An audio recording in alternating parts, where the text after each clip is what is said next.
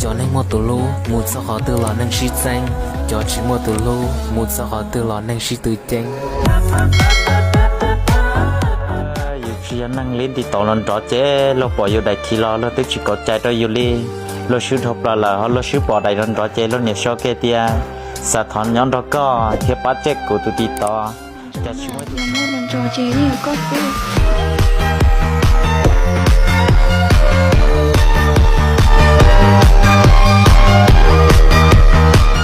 tóc như này tưởng là ngầu.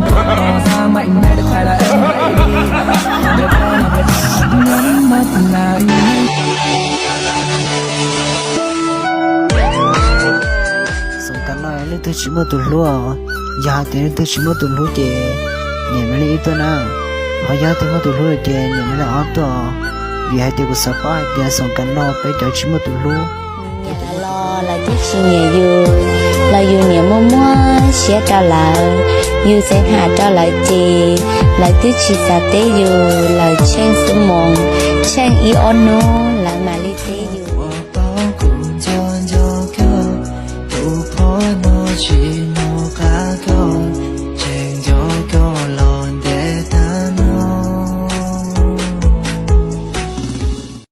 Tháng nữa là đến Tết rồi, mọi người có người yêu chơi Tết hết chưa? Còn mình thì chắc Tết năm nay lại một mình nữa rồi. Địt mẹ chúng mày xem mà chúng mày không thả tin nha, thả tin đê địt mẹ bãi luôn.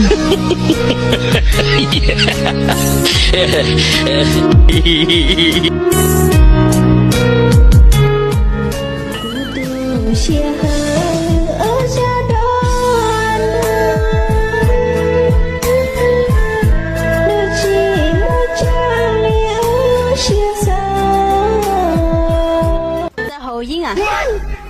chỉ cha Cô bà cho hậu chéo à? chỉ cha Cô bà cho đào phai túi xì à? chỉ cha là cái con này Nên này cô bà cho trốn trốn